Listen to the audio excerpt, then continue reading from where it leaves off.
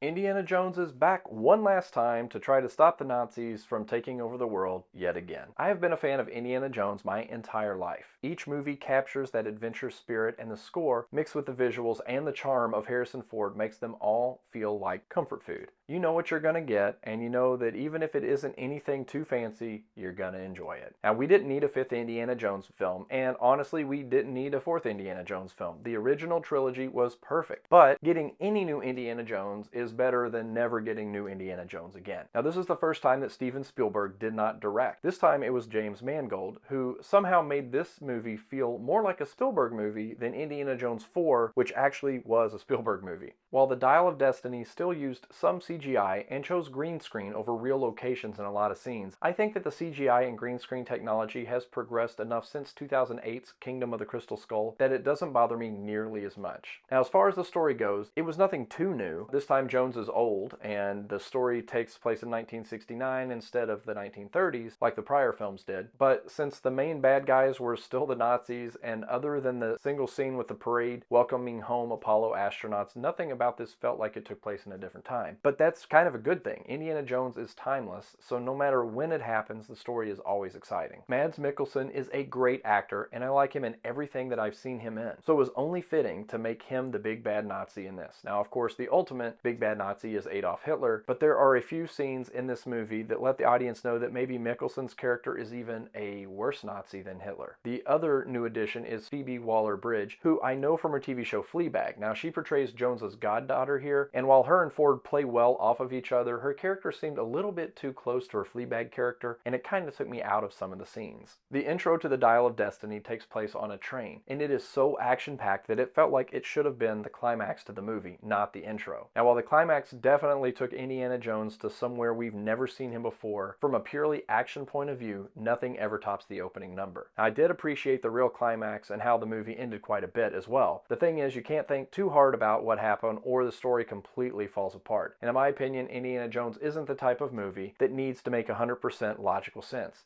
The point of the movie is to have fun and go on an adventure, and The Dial of Destiny delivers on both of those promises. I really have no complaints about the movie. The de-aging technology looks better here than it ever has before. Harrison Ford is still spry and super charming even in his 80s. The plot pushes the boundaries of where Indiana Jones films have gone before, and the supporting cast is all very likable. All of that being said, if this was an original film not based on a beloved character and franchise, I'm not sure it's something that people would really be talking about. Nostalgia is a powerful drug.